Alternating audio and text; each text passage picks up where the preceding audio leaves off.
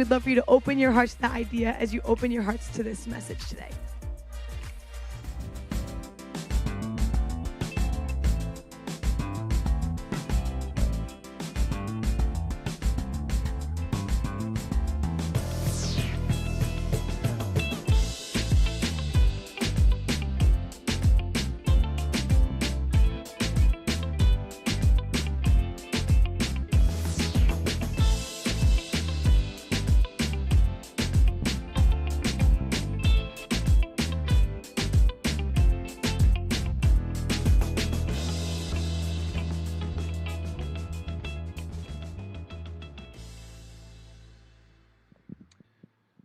Well, good morning and welcome to everybody worshiping with us online, Kentwood and Fulton Heights. It is good to be together and to worship this way.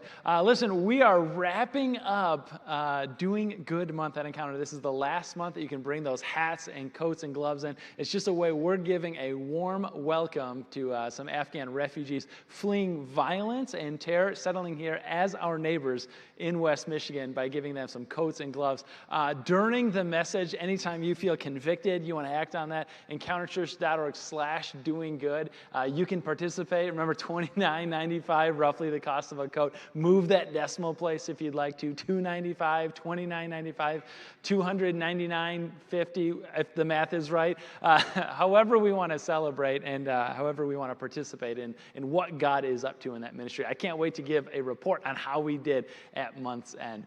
Listen, we are in part 3 of our series right now called People Problems, and how to learn not just how to live with, but actually show the love of Jesus to some really, really difficult, problematic people in our lives. We started this series with the needy people. Last week, controlling people. I got a lot of feedback, a lot of great conversations about that last message. So if you haven't seen that one, go ahead on the website, media player, and check that one out. Give it a listen, a watch. Next week, we're talking about critical people. So we want to make sure to come back for that one.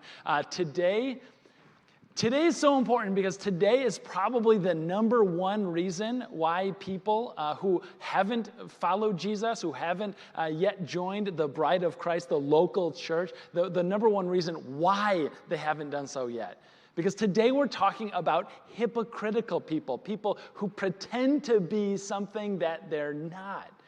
Any of us, it doesn't matter what walk of life, it doesn't matter what your spiritual background is or whatever, none of us like when somebody or something pretends to be something that it isn't.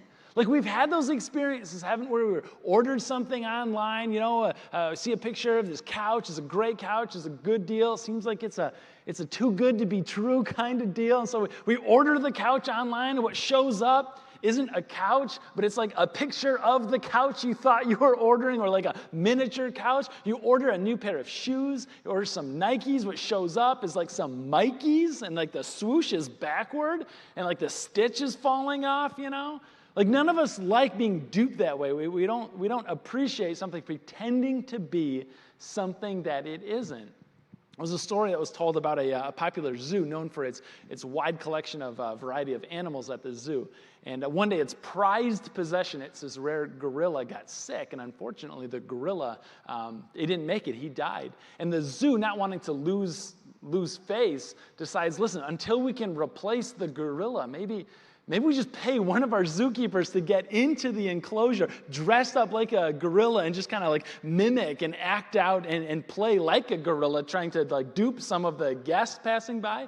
And the guy's like trying to be a gorilla convincingly.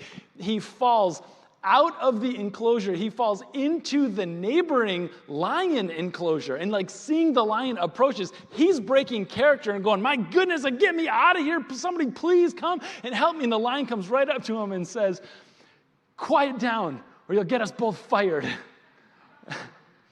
Like none of us like to be duped. None of us like it when we find out somebody's just pretending. They're wearing the mask. They're pretending to be somebody that they aren't. There's a popular author that I like to read, Brennan Manning is his name, and he writes this about Christians when it comes to the faith life. And he says the single greatest cause of atheism in the world today is Christians who acknowledge Jesus with their lips and then walk out the door and deny him with their lifestyle. That's what an unbelieving world simply finds unbelievable. And you guys have seen it, right? Like, I know that you've experienced that as well. Like the guy who comes over, he's in your small group, you go back with him, he comes over week in and week out, and he eats your chips and he drinks your LaCroix, and he talks a big game about Jesus, and then you find out from people that work with him that it's like a switch that takes place when he leaves a church group setting and he goes into a work setting. Even though he's married, he's like flirty with his female coworkers. He's like kind of touchy, and you're like, oh, come on, man.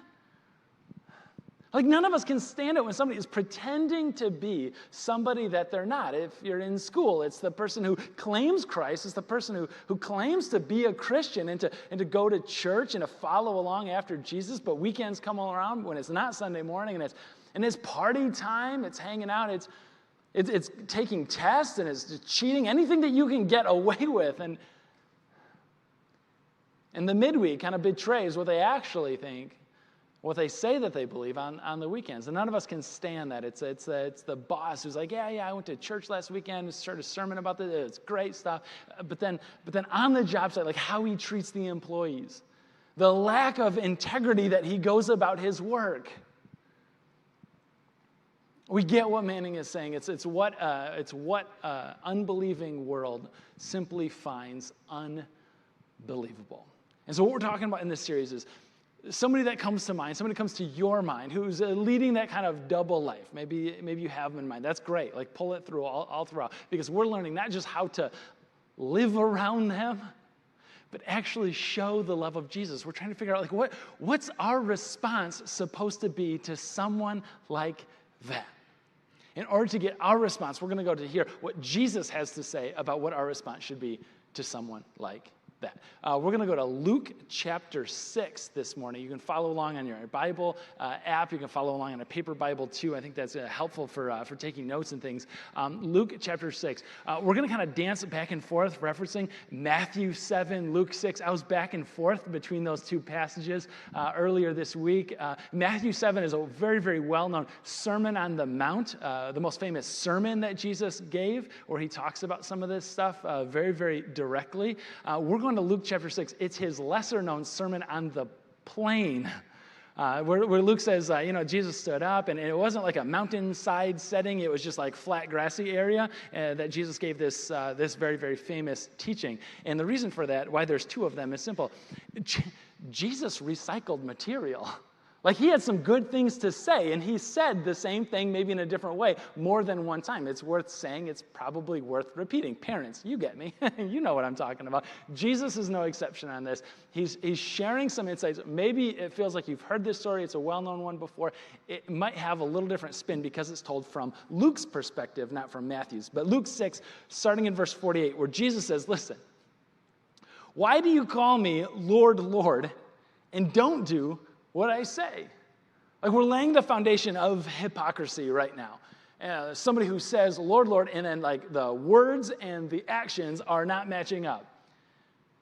I want us to get on the same page, this base layer of like what hypocrisy is and what hypocrisy in the church isn't, because we got to kind of be careful in throwing around this term. Hypocrisy is not wishing that you were one way, but actually being another way. That is not hypocrisy. There's another word for that. It could be insecurity. It could just be good old-fashioned sin. But that's not hypocrisy. Hypocrisy is not, man, I wish I was that kind of person that got up before anybody else in the house was awake and did my devotions, but I'm just not. That's not hypocrisy. Hypocrisy is not, man, I wish I was more patient with my kids, or I wish I didn't get angry all the time, or I wish I didn't worry about money all the time, but I just do and I just am.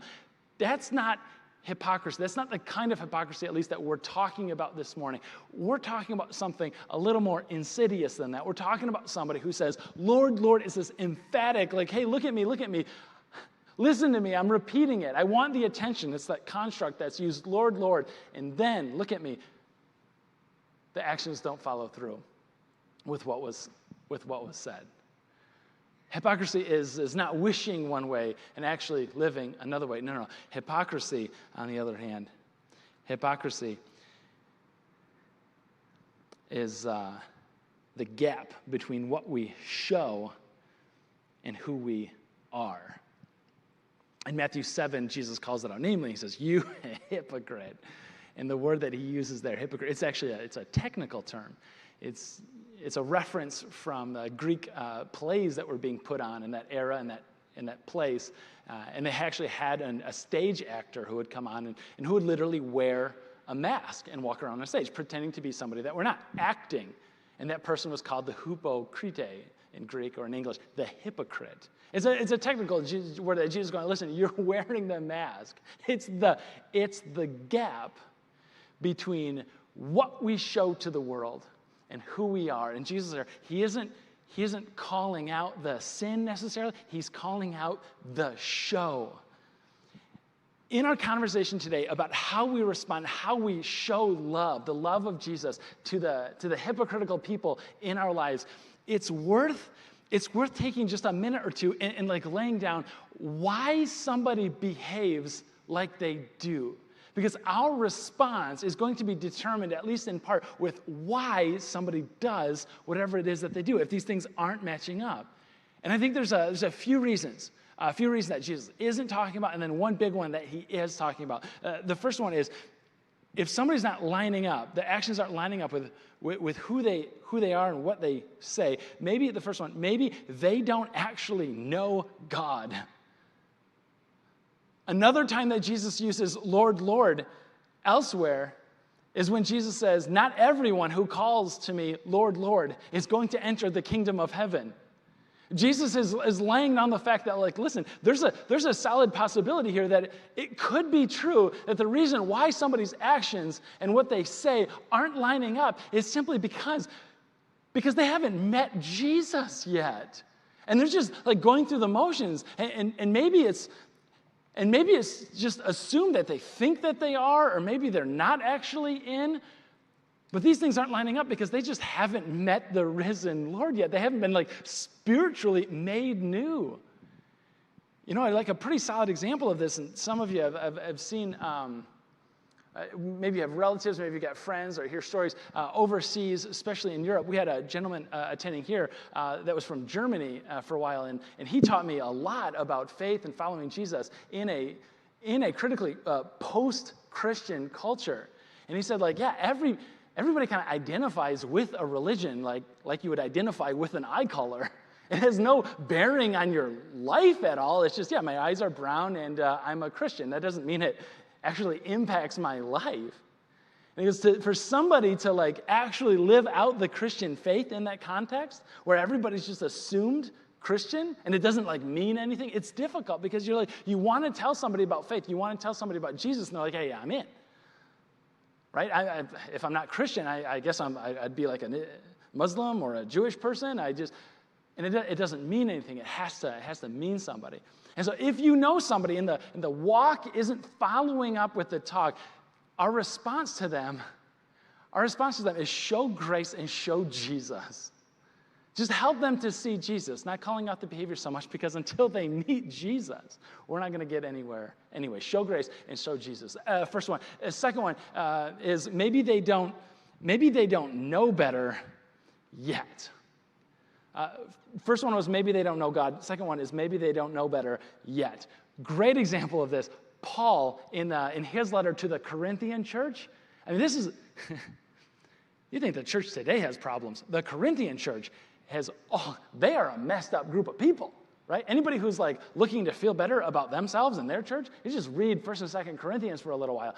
This is a church where the believers, the people in the church, are suing each other. There's all kinds of like sexual stuff going on underneath the surface. They actually had a ranking system for where people get to sit when it comes time to do the Lord's Supper, to do communion together. And if you had a higher socioeconomic status, you got to be at the better seats at communion. I mean, this is all kinds of messed up. But Paul, when he's writing to this church, he recognizes in 1 Corinthians 3, he says, I'm writing to you not as like mature spiritual adults. I'm writing to you as infants, spiritual infants.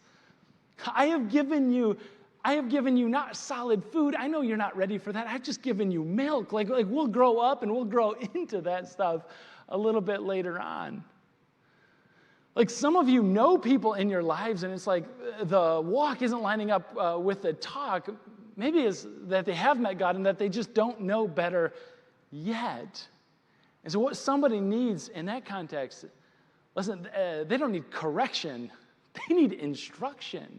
They need you to say, hey, can I speak into this a little bit? Follow me, Jesus. It means we probably don't do these things, or we do these other things instead.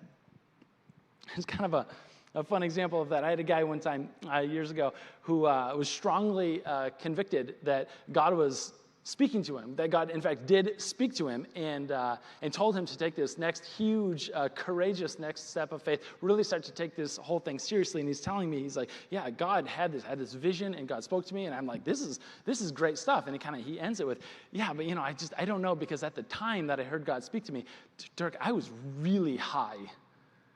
And I'm like, no kidding. This is new for me. Like, I don't know quite how to put these things together. And he goes, so how do I make sense for it? And I was like, okay, so let's back up just a little bit. What we need to establish some ground rules here is, and I think in that case, that gentleman, what he needed was not like a stern correction. He's curious. He's trying to live out the Christian life. What he needed is, well, instructions, not correction. Number one, maybe they don't know God, maybe they don't know better yet. Number three, and this is where we're going to camp out, maybe they know, maybe they just don't care. I've been a Christian a long time.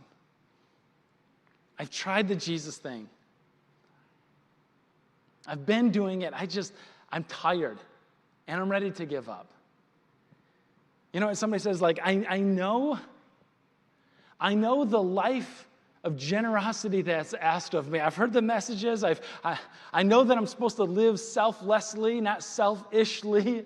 I know that I'm supposed to pour myself out as Jesus poured himself out for me and into me.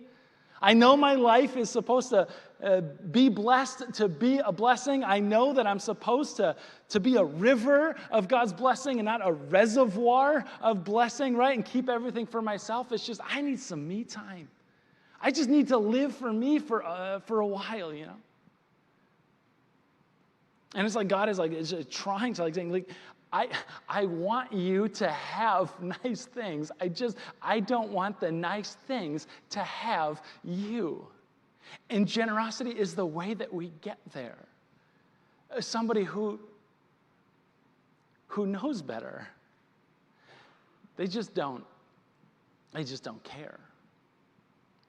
On this particular topic, I remember the time and place that it really jumped out at me. The hypocrisy and also the authenticity, the integrity that stands behind that, and it jumps out. When I was a kid, years ago, when I was a kid, we used to do this wild thing in church. We used to pass buckets, down the aisles. It's crazy, right? Some of you, right, you guys remember that 1,000 years ago. It was called the offering, and we passed buckets through the aisle, and people would put their welcome information, the text, and also gifts, like money, in the buckets as they kind of made their way by. And as a kid, what my parents used to do is give me $1. I think that was the amount that they trusted me with for a long time of my life. And to put the habit of putting something in the bucket as it went by. And I remember the time, right around the time when I was starting to realize, I think my parents might be super cheap, because $1? I mean, I didn't have a job, but there was this moment where I'm in a vending machine going, $1, it can buy a bag of chips, but it can't buy the double pack of Pop-Tarts. $1 is not that much money, right? And it was right around that time. We never had this conversation at all, but instead of handing me $1 to put in the bucket, they handed me a check. And it was folded over it's meant to be private. So as a good covenant youth Christian kid, I waited until my dad looked away, and then I definitely opened it up and looked at it before the bucket came by, And I realized something. I realized that my parents with regular jobs, I realized that they were giving more to the cause of Jesus that weekend than I would get the entire Christmas season in gifts. And it just hit me that I think some people pretend and wait. And some people actually step in and fund the cause of Christ. And that integrity, that authenticity, it shines through. It makes a difference. We identify the reason why somebody's walk and their talk isn't lining up. Maybe they don't know God. Maybe they don't know better yet. And maybe they don't care. Jesus is calling out the show, Lord, Lord. And he's talking about that last one. Somebody who says that they're really, really in. In verse 47, he continues. As for everyone who comes to me and hears my words and puts them into practice, he goes, I'll show you what they're like. I'll tell you a story. They're like a man building a house who dug down deep and laid the foundation on rock. Now, it's important in Jesus' context that he talks about digging deep down into a foundation for a couple of reasons. And this is honestly why I picked the Luke version, because this is so cool. So a little history, a little story, some geography, and then we'll kind of get into it and land this plane. So buckle up. Dig down deep and lay this foundation. About 30 years, almost exactly, actually 30 years ago, August 1991, there was a collapse of a building in the western suburbs of Jerusalem. It looked, commentators said, it looked like there was a very, very specific earthquake under just one part of one apartment building, caused this thing to collapse. Upon closer investigation, it was a sewer line underneath the building that had burst. But true story, because the building was built on loose soil, they called it, instead of the bedrock, like everything started to shift around. A bathtub from the fourth story came through the third story on the thing. Destruction ensued. What we see in that part of the world, the book of Leviticus even talks about the ground being so hard because of the high content of clay that the author of Leviticus writes, it's like bronze, it's that hard. In the summertime, in the dry season, in the more wet winter season, the clay gets slippery. The clay gets squishy.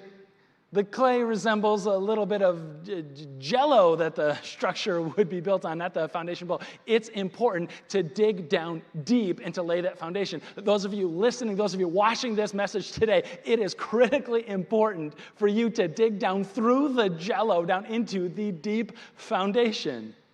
What's the deep foundation?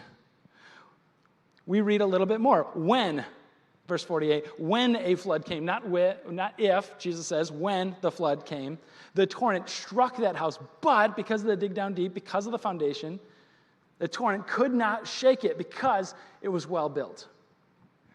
But the one who hears my words, Jesus says, and does not put them into practice is like the man who built a house on the ground without a foundation. The moment the torrent struck that house, it collapsed, and its destruction was complete. Jesus is going to talk a little bit more about this concept of a foundation. It's critically important to him. Because Jesus is building this story on a history of discussing foundations and what we build on them.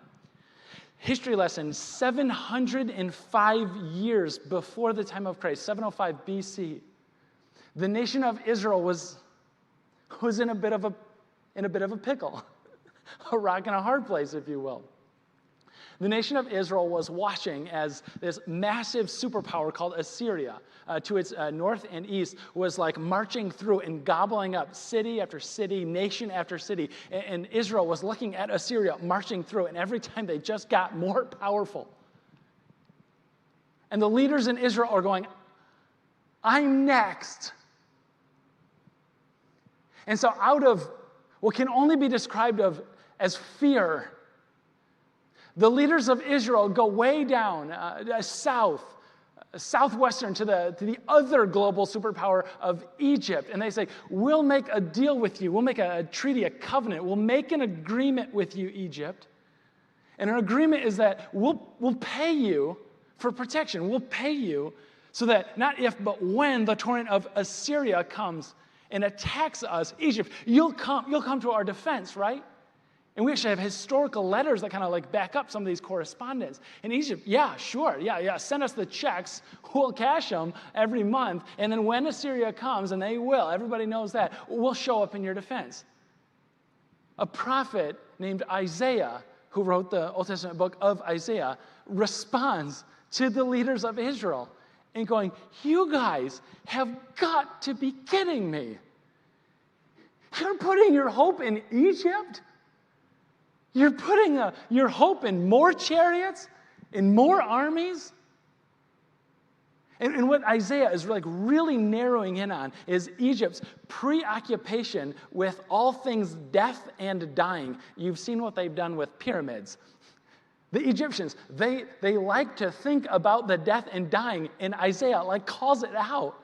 And in Isaiah chapter 28, verse 16, he goes, you boast, he's talking to the leadership of Israel, and he goes, you boast, we have entered into a covenant with death, and we know who he's talking about.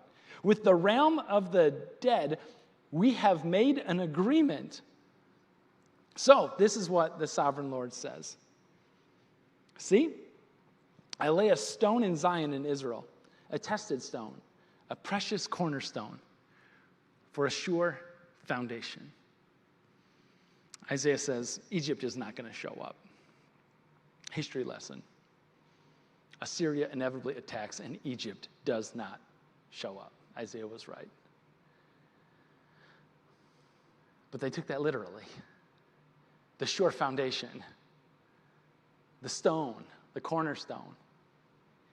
In the capital city, in the holy city of Jerusalem, southern kingdom, there was a mount with a slab, a natural stone, that rose from the ground about 3 inches. They called it Hebrew as a shatea stone. Now, every major world religion, Judaism, Islam, Christianity, all recognize this site as sacred, as extra holy.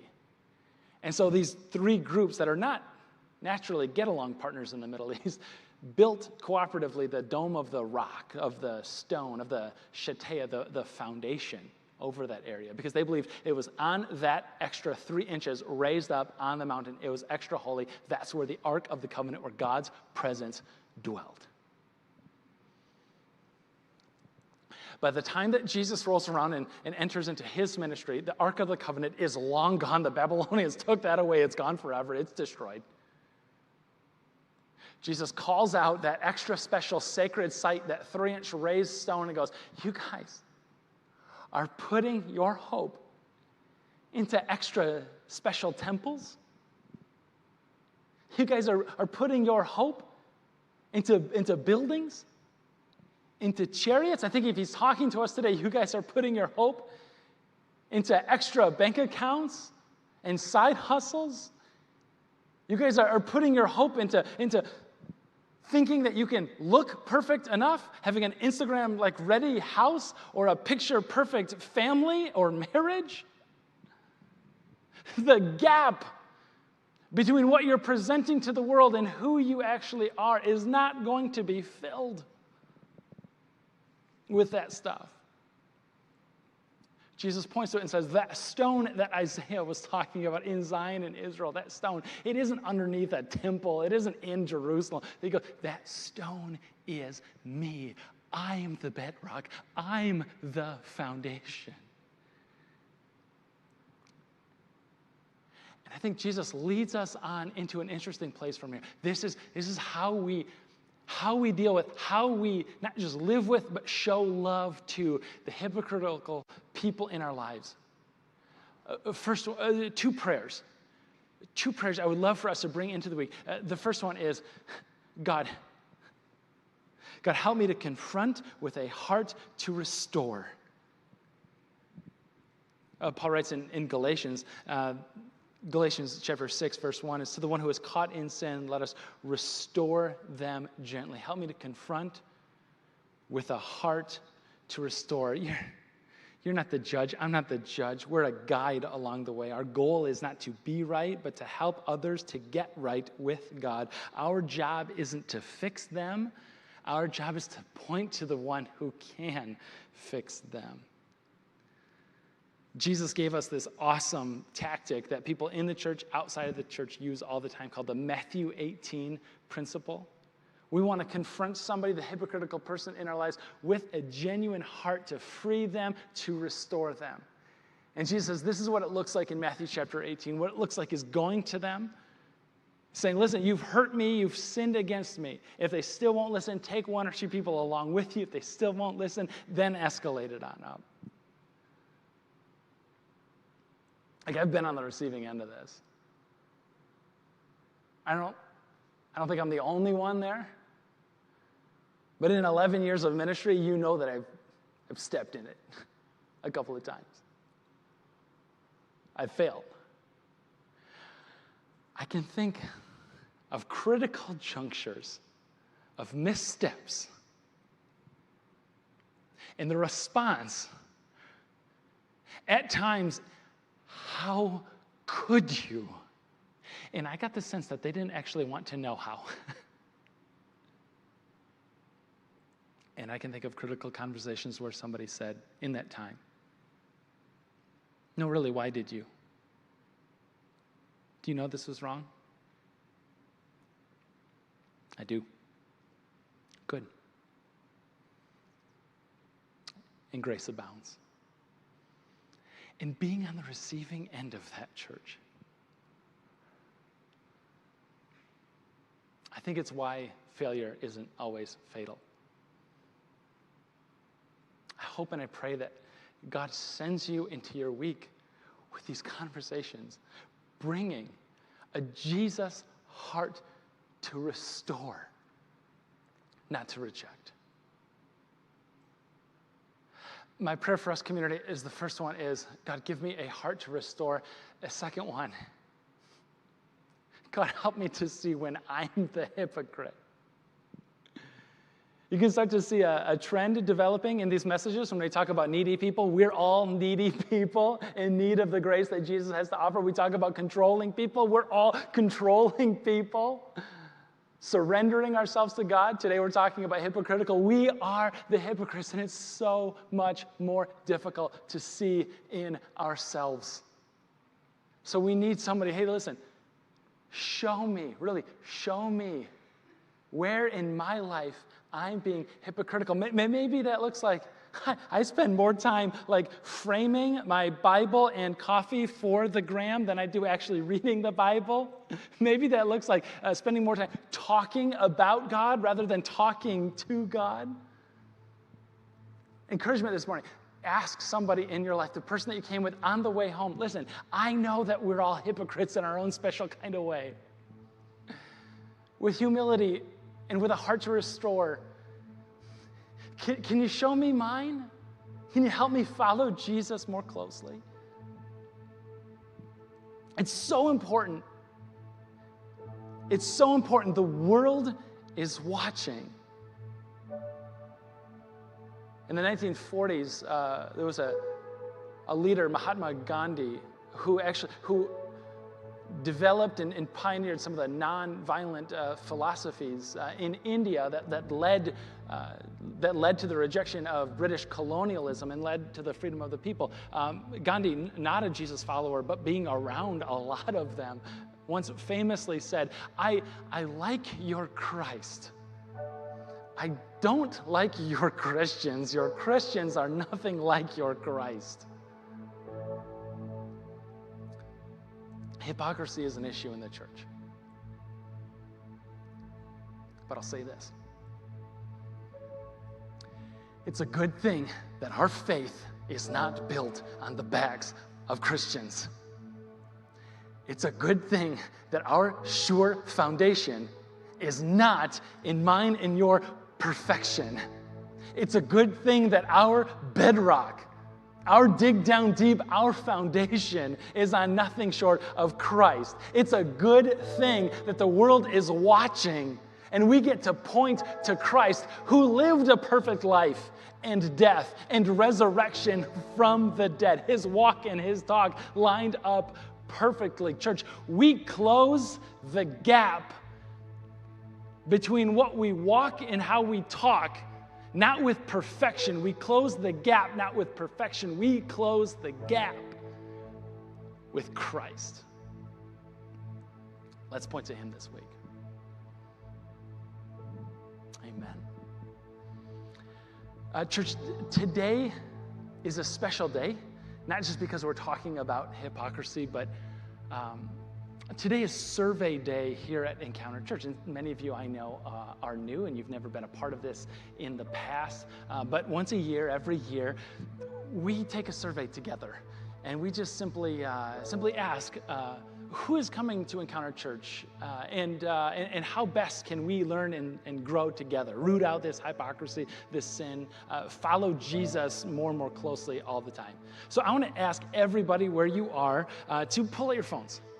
Fulton Heights, Kentwood, pull out your phones. If you're watching online, right now, pull out your phones. We're looking for 100% participation. We used to do this with paper and pencils. We could actually count, and every single person got to be counted in this. But it's so immensely helpful. So you can go to encounterchurch.org/survey. There's a QR code in the seat back in front of you. If this is your first time at Encounter Church and you're like, I don't even know if I'm along with this Jesus thing, that's okay.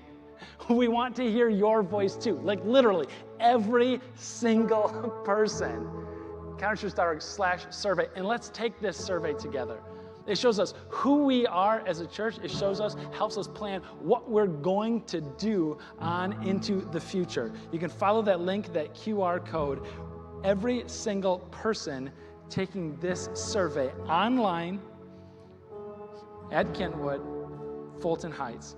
And now, as a way to lead by example, we're going to take a moment, and I'm going to take the survey as well.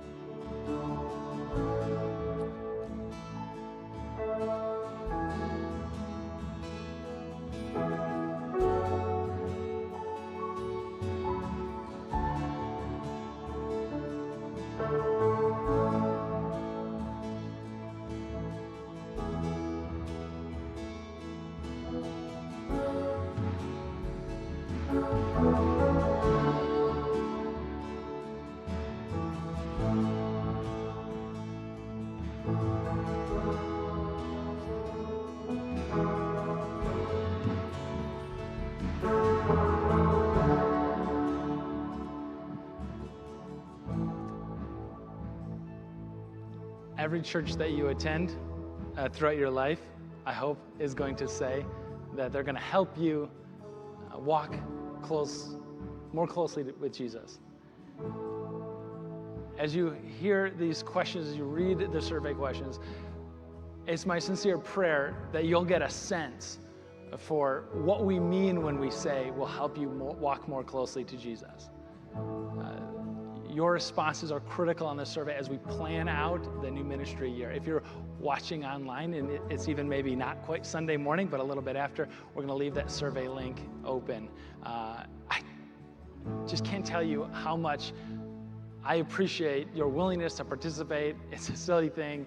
I know that you didn't expect that when you showed up for church today, but it's a really, really meaningful thing as well. And I'm just so deeply grateful. If you didn't quite finish up the survey, we're going to continue to sing together, asking God to show us the way forward in the new ministry year. So I want to invite you to stand. You can continue taking that survey even while we're singing. Again, phone-friendly church. But please stand up where you are, online, on your couch, in your living room, Fulton Heights, Kentwood. Let's close our time together with a prayer and then in a time of worship. Our gracious God, we ask, Lord, that you show us the way forward. We know that we have stepped off from your path time and time again. We know that when we get frustrated with the hypocritical people in our lives, it's us. We're the ones. And God, still, your grace abounds. Thank you for building your church, not on our perfection, but on your grace. Jesus, we pray all in your name. Amen.